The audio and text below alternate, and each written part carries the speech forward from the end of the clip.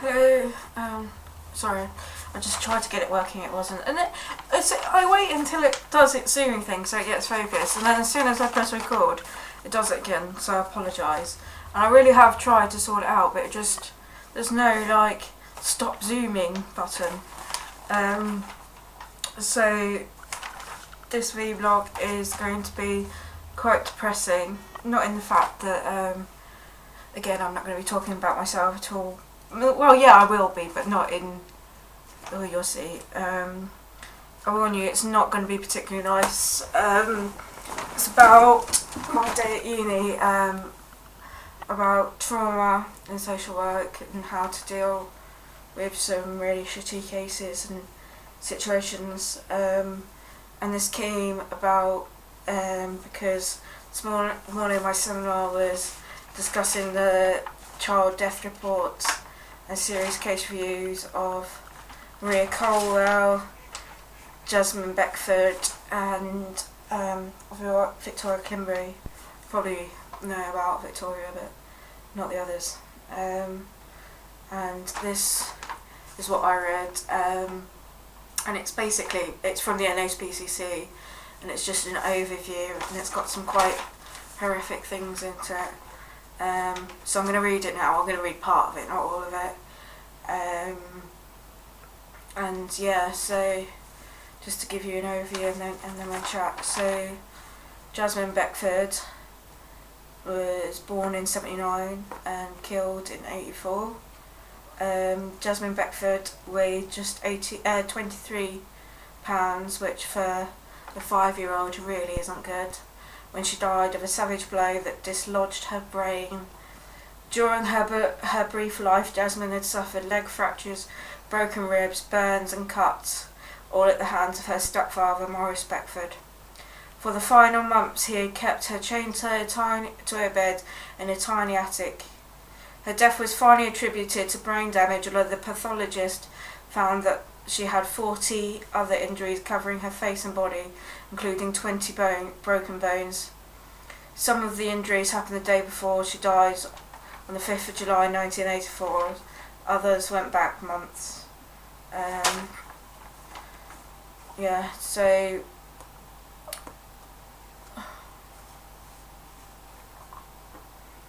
sorry. And then it explains about all the abuse that Maurice Beckford had experienced as a child.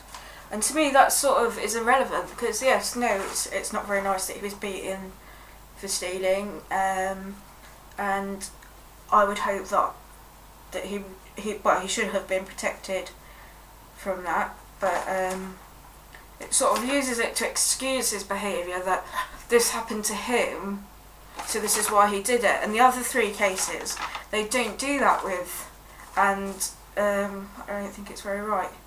So anyway, so that at 5:30 p.m. on 5th July 1984, Jasmine was dead on arrival at hospital.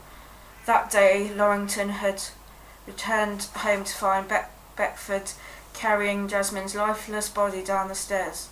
Jasmine had been dead for some time. She had 20 broken bones, including ribs, pelvis and pubic bone. She had cuts, bruises, grazes and cigarette burns over most of her body. She had multiple fractures of her left leg, and she was little more than a skeleton through lack of food. At midnight the following day, her parents were charged with murder. Maurice Beckford immediately admitted killing Jasmine. The post-mortem results ran to 7 pages and revealed a appalling catalogue of abuse. There was barely an inch of her body that did not carry evidence of injury. It became clear that after breaking her leg, Beckford had pinned Jasmine to a bed with bodybuilding weights to stop her moving. He had then stuffed weights into Jasmine's leg warmers in a crude attempt to straighten the damaged limb. When she had cried out in pain, he punched her so hard that he left knuckle marks on her forehead. His idea of medicine for a child so obviously in distress had been to administer rum and water or Guinness. When he eventually hit her so hard on the head that she died, He tried to revive her by giving her an electric shock from a piece of flex, that's just a wire plugged into the wall, attached to a plug. When he had failed, he refused to call an ambulance and instead loaded her body into his sister-in-law's car to drive her to hospital. And that's that. That is maybe one of the most extreme of the two that is in that one. And the point of this is obviously that's horrific. And how do you deal with that? How as a social worker can I hear those things and not be traumatised? You know, like when we were reading them out, because I read them out to my seminar group, and it was like as soon as I finished, everyone had to make a joke.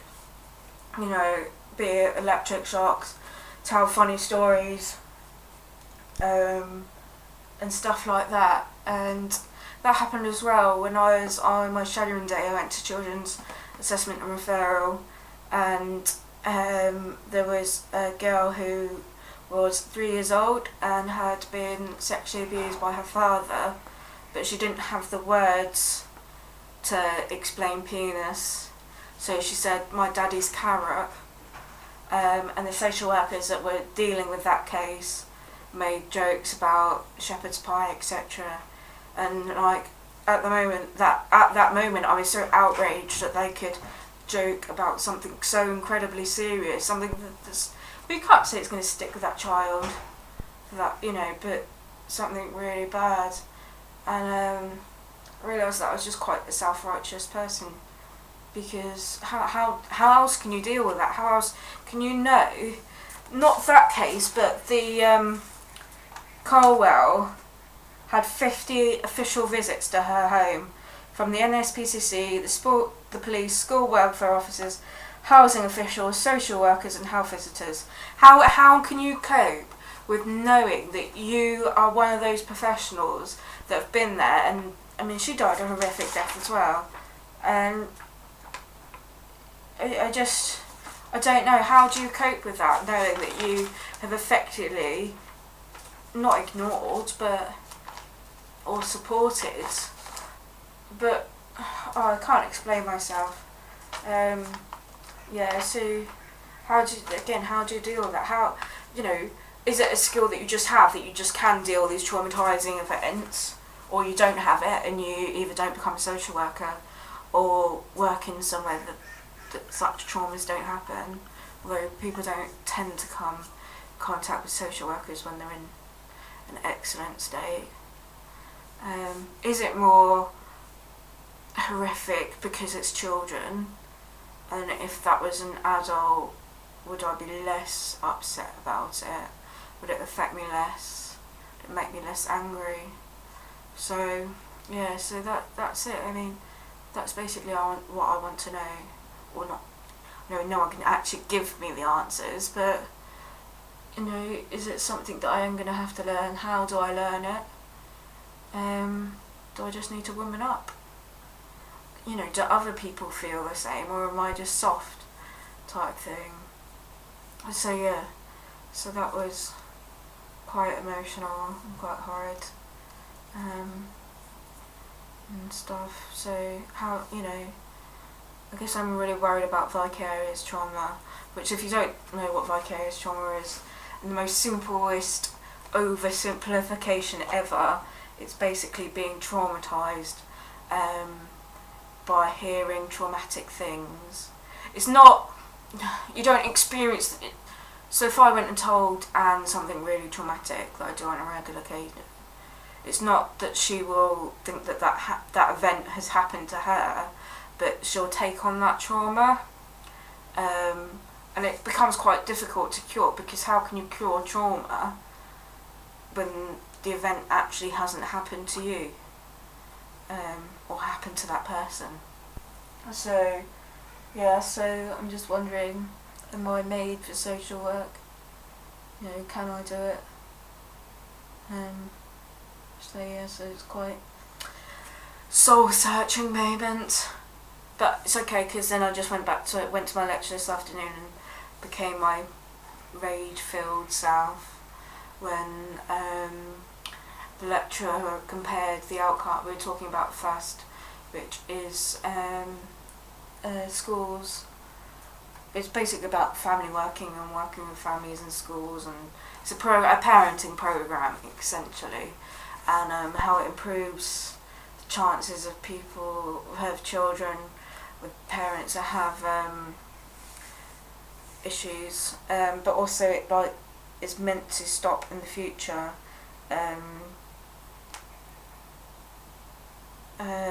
like the development of antisocial behaviour and stuff.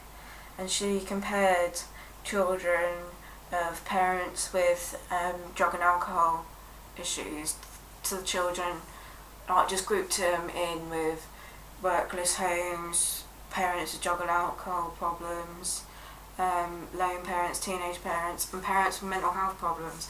And that just pissed me off so much, because I don't know whether I've said, but I used to be a mental health family support worker, and it was like I was one of the first teams, and I used to work with families where a parent or both parents had mental health problems.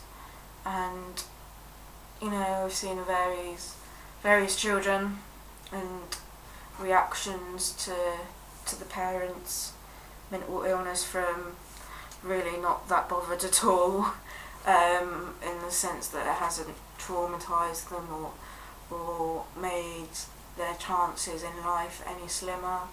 You know, I've seen parents cope with shit that a mentally healthy person would just break down with, and you know, other than the obvious, the difference between drug and alcohol abuse and mental health is you don't actually choose to have mental health problems. I mean, you know, don't go on about me, you know, about addiction and stuff. I know that it's not a choice, but at the end of the day, you at some point have chosen to have a drink, you have chosen to use drugs. You probably won't have chosen how it's turned out, but I personally was never asked if I wanted to go mental. I don't know if anyone else was. And it just pisses me off that parents that, you know, try their best for their kids. Now, I know some like amazing parents with like mental health problems whose kids are well adjusted, go to school, get fed 3 times a day, where there's food if they want it more than 3 times a day, where their emotional health is cared for. You know, parents that will do amazing things for their kids that they couldn't even think about doing for themselves. You know, and it's stuff like, you know, I've lost my train of thought now, but to compare those families with families of drug addicts and stuff, and you know, it just makes me really mad, really does. And comparing the outcomes of the 2 sets of children is just ridiculous. It you know, it truly is, because other than the fact that the biological fact that if a mother does use heroin or any drug when she's pregnant, the chances are that baby's going to be addicted to drugs when they're born. I don't think any baby is born mental just because the mother's mental. It's just that stigma. It's the stigma that annoys me. Is that, you know, it's just jumped into, you know, I can't even think of the words, grouped into that group of people, of drug users and really negative people. Would you know, I don't know, lump kids with a parent with cancer into that group? Well, no, you wouldn't, because why would you? You know, that parent could die and they still wouldn't get placed in that group, but, you know, the parent with mental health problems could recover to live a perfectly normal life, whatever that is, but those kids are still lumped in the at-risk group. It pisses me off, man. Pisses me off. But, like, I can't remember I don't know how it came up on Twitter, but someone's child refers to their time in a mental health hospital, the bin, as a time when her feelings were poorly, when your feelings were poorly. And I think that's the most amazing turn of phrase ever. That's just, because that's it, isn't it? That, but I mean, it's a bit more complex than that. But the poor kid's 6, I can understand the intricacies of illness. So yeah, I'm not sure why that's relevant. I just love when your feelings are poorly. And I've just remembered something else. When we were in the seminar this morning, another lecturer came in who didn't work in children's and families and said, I couldn't do it, and this is why. And it was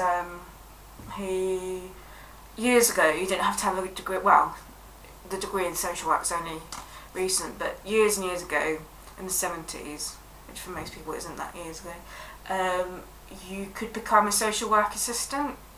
So you would be like a family support worker now, but then you would become a qualified social worker anyway. So he started his social work assistant job in Northampton, which is rough as fuck. My gran lives there, and he'd been assigned a family, and a mother and her 2 daughters. One daughter was 6 months old, the other was 3 years old, and she had been prostituting the children out to men. Men would come to the house and sexually abuse them, which is horrific in itself. Just hearing that and having to work with that mother in itself is just fucking disgusting. But when he then went on to explain that she hadn't got that house by accident, someone high up in the council had got that house for her from the local authority and told his friends and everything, and they were the ones, or a few of the ones that were going around to abuse the children. And it makes me suspicious, because I've had to whistleblow on someone on my course. How do I know everyone on my course is not an abuser? How do I know when I go out into the real world of social work, my manager doesn't fiddle kids or doesn't steal mentors' prescriptions? So it makes you goes back to the being one of the 50 professionals that went into this Colwell's house, or made one of the 50 official visits. How do you live with yourself? How do you know what's going to happen? How do you predict what you can't predict what's going to happen? How do you make assessments? Because that's not on our degree. We don't ever learn how to make any assessments. We've done theory, we've done law, we've done talking to children, we've done all this fancy stuff, which is really interesting, social policy, really interesting, but I wouldn't know how to carry out a mental health assessment other than the fact that I've had a few, but most people on my course, well, as far as I know, I'm the only one on my course, so there's going to be 24 social workers that graduate next year, or 23 because I won't graduate next year, that go into the world of work that haven't got a fucking clue how to carry out these assessments, how to manage risks, etc. So I'm just ranting now. But basically, my view is that the degree isn't fit for purpose. Being a social worker is pretty shit and traumatising, and I'm fed up with the stigma of mental health. I also have another topic. I was going to lump it onto this one, but I'm aware that I've banged on for a little bit, and so I'll make it another one, and it's about changes and how I was before I was mental, and how I am now, and my experiences of that and stuff. And so I'll sign off now because I'm hungry and I want some dinner. But I'll speak to you later.